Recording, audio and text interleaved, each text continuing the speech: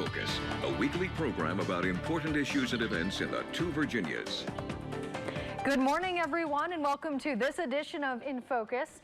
Halloween is approaching, so this morning we are doing a spooky edition of In Focus. We're putting the spotlight on a local ghost investigation group called Black Sky Paranormal. So we're going to learn more about the group, the places they've investigated, and they'll explain about some of the unexplained things that they found. Joining me now to share more information is Carl Jarrell.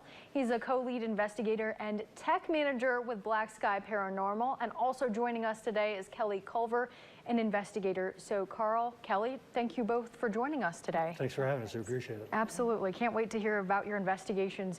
But Carl, I'll start with you. So how was this group founded? Well, the group was founded originally by a good friend of mine, Russ Bailey, back in 2017. Me and Russ have been friends for 30 plus years, so he originally started Black Sky as a UFO investigation group, and we kind of branched off into the whole ghost hunting thing from there. So, like I said, we've been a group for 5 going on 6 years now. We've got 7 active members. We actually have 3 members in Wytheville, Virginia. That would be Donna, Gypsy, and Jamie. And then we have the 4 of us here in Bluefield, which would be Russ, our founder, me, Kelley, and Jason Shrewsbury. We also have one other member who recently relocated to North Carolina. His name's Shane, but he came up and helped us with the Lake Shawnee investigation we did back in June. So he's always available when we need extra firepower. So. Okay, that's definitely interesting. And you said there's about 7 people in Virginia and West Virginia. So what are their roles? What does each person do? Everybody kind of has a hand in the cookie jar, I guess. We all kind of contribute our own little thing, a lot of it. You know, when we go out to a location, you know, we shoot hours and hours of audio and video, so we kind of divvy that up. You know, one person can review this, one person can review that. Hey, I found something, or hey, I found something. One of our members, Donna, she's actually a shamanic witch. So if we ever needed to get rid of something in a house or a location, she helps us with that. She's more of our spiritual side, I guess, to our investigation. So, but everybody contributes in their own little way. It's not like we all have necessarily set roles. We all contribute to the overall cause. Okay, so I need to ask, what type of witch is she? Because that has a negative connotation. I'm sure some people are wondering, well, what is that? You know? Yeah, I wouldn't necessarily be an expert on what exactly that is. I know it's not a bad thing. I know there is a bad connotation, but there are good witches just like there are bad witches, and she's one of the good guys. So she's definitely an asset to our team. Okay. So Kelley, what areas have you investigated, and how did you get involved with the group? We've investigated a lot of different areas. We do residentials, as the team has been to some of the more well-known places that are more well-known for being haunted, like the Trans-Allegheny Lunatic Asylum, Lake Shawnee, like Carl mentioned, the Lord Baltimore Hotel in Maryland, just to mention a few of them. I guess I kind of got involved in the team almost a year ago, but I started out in research more than investigation when I was younger, and then through just some personal experiences in some of my own homes, I started investigating, and then I actually went to high school with Carl and reached out to him, and I was like, hey, you know, you guys need an extra hand. I'm kind of interested in getting involved with the team. Yeah, we pretty much just come on down. Right, yeah. Right. And it sounds like, I mean, you all have done quite a few investigations, like Carl was saying, and Kelley was saying, up and down the Mid-Atlantic. So, Carl, what has stood out to you in your investigations that you've done? Well, Kelley was talking about the whole research side of what we do. We try to do our homework before we even set foot on a location, because we want to make sure that a wives' tale isn't just a wives' tale that's been handed down, that there's actual historic proof of something occurring at a location. So it's fascinating. Like, I'm kind of a history buff anyway, but it's fascinating to learn about the history behind some of these locations. Like, you know, a lot of it's dark history. It just it comes with the territory. But, like, for example, when you think about, you know, lobotomies, or people being, you know, patients being kept in cages where they couldn't even turn around. you think of like the 1800s, right? Well, lobotomies were happening at Trans-Allegheny as late as the 1960s. Patients were being kept in cages up until the 1980s, and that was right here in our very state. So, I mean, it's fascinating to understand, like, is that really possible? Yes, it was possible, and it did happen right up the road from where we are. So finding out about the history of the location is fascinating for me. And well, I'm glad that you touched on like areas where some bad things had happened, you know, like Trans-Allegheny and such. But have you found in your investigations that like those types of energies resonate in those types of places more so than maybe others? Yeah, I mean, there's definitely energy associated with locations where, you know, it's more susceptible if bad things have happened, obviously, than good things. You know, good energy would be captured just like bad energy would be captured. You know, we've been to a lot of places where you could literally feel the heaviness in the place. You could feel the sadness. So yeah, it definitely does play a part in, you know, the location itself is just as much of a battle as trying to document something. Right. Well, Kelley, you can jump in here and then Carl, but like, what are some of the possible dangers of the places that you're investigating? Like he was talking about the Trans-Allegheny Lunatic Asylum and, you know, some of the other buildings that we may go into. A lot of those buildings, they don't have electricity throughout the building, so you are in the dark a lot of times. So it's very important to have a walkthrough or have a guide with you to help you to know where some of the hazardous areas may be. You know, a lot of those buildings are under construction.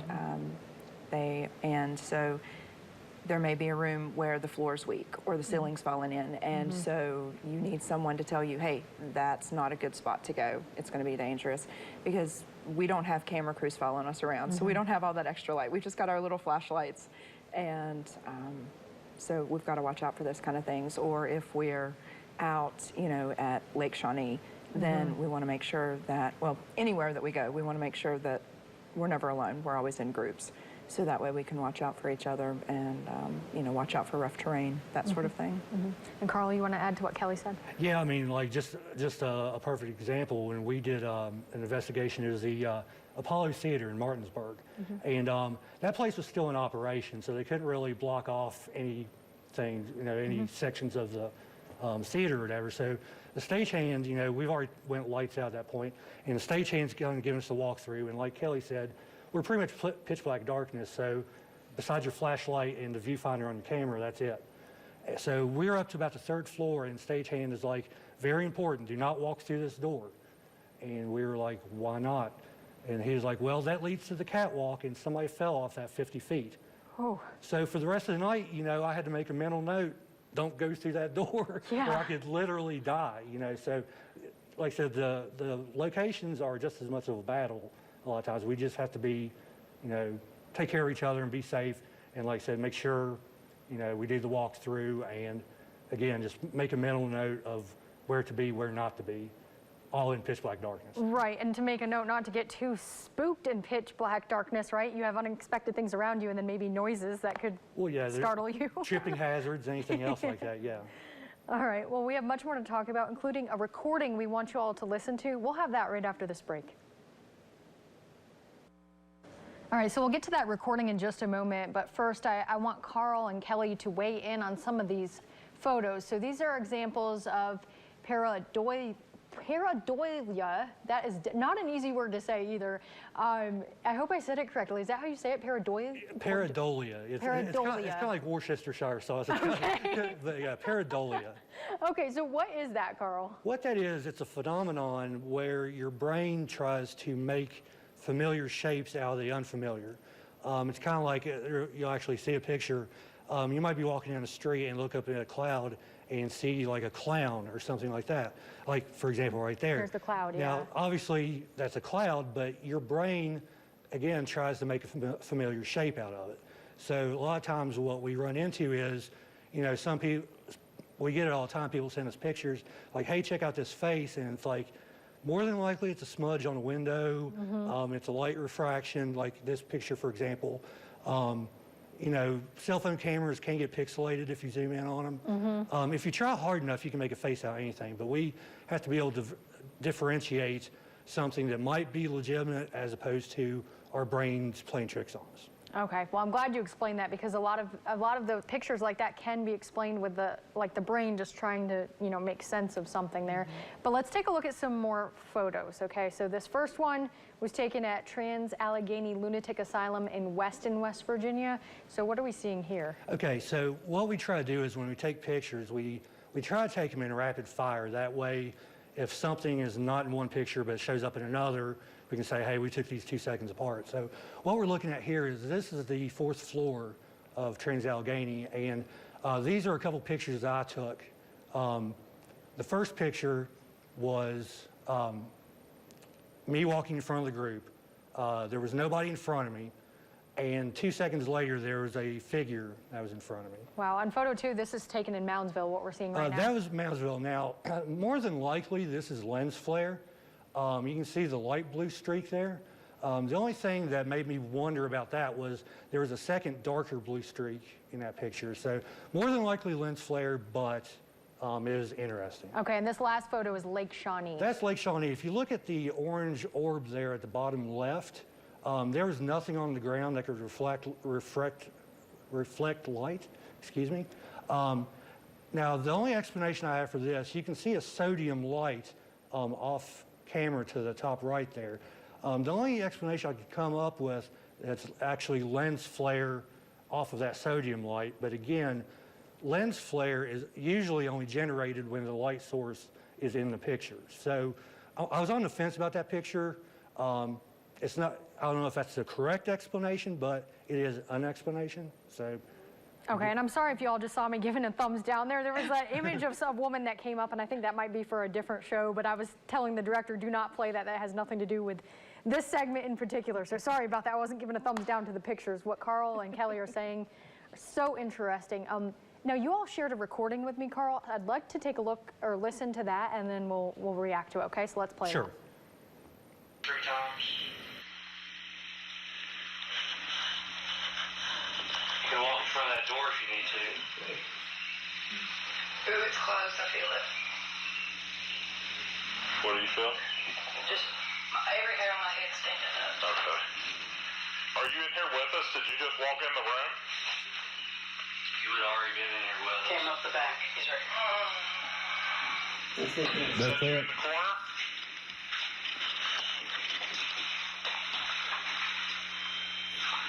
As you come out, we want to communicate with you. You need to leave this place.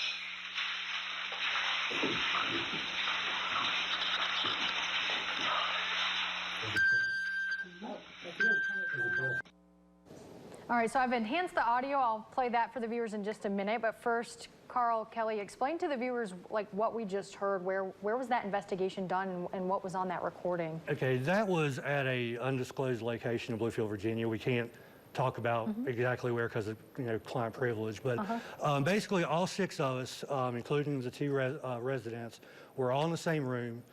We were shooting audio and video, so everybody in the house was accounted for.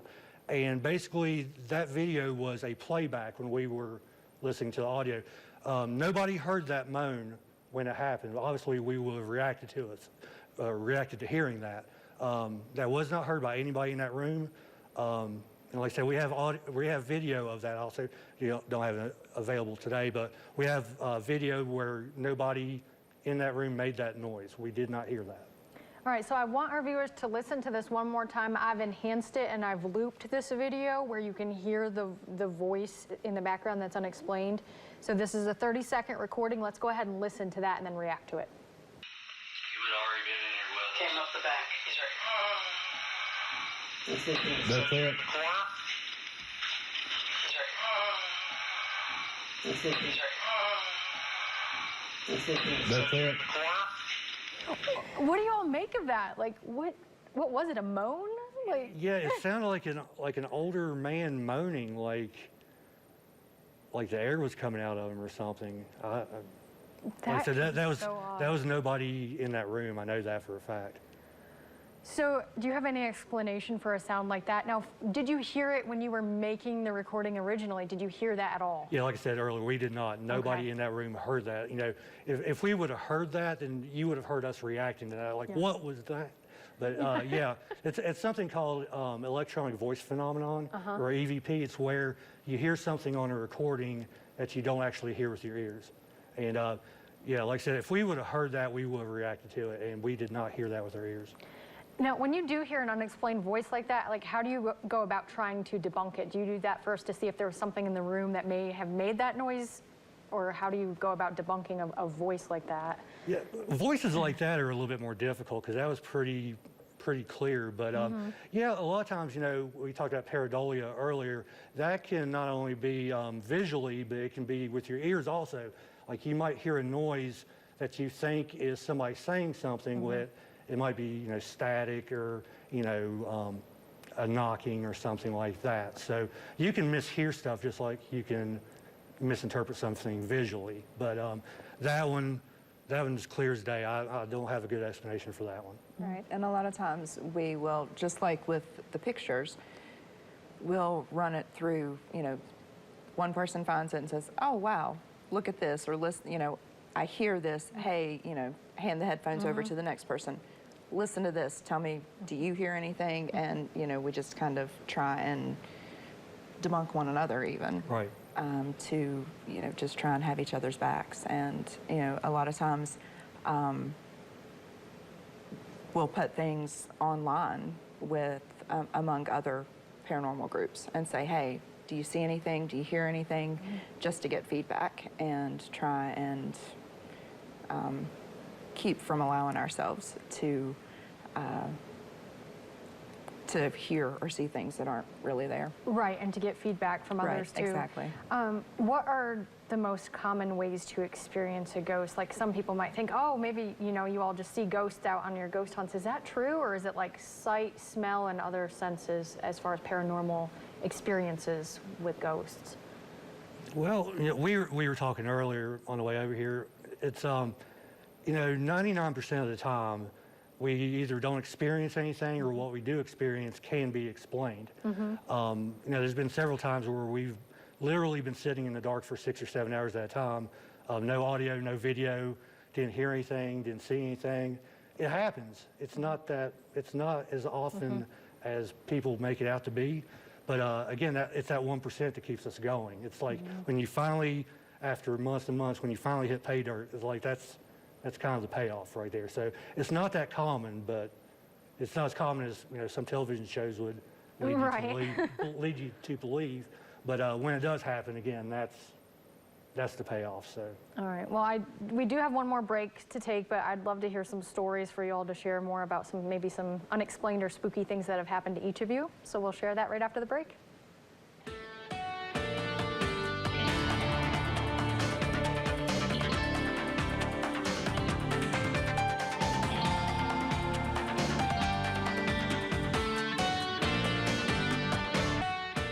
Welcome back to this edition of In Focus, everyone. It's a great Halloween edition ahead of the 31st. We're talking all about ghosts and spooky paranormal investigations. So joining me once again, Carl and Kelley. Kelley, I'll start with you. What's the spookiest, scariest part of what you do, or do you have like a story you could share with us? I think the scariest thing for me would be the idea of, or the potential of something following you home, because there is that potential.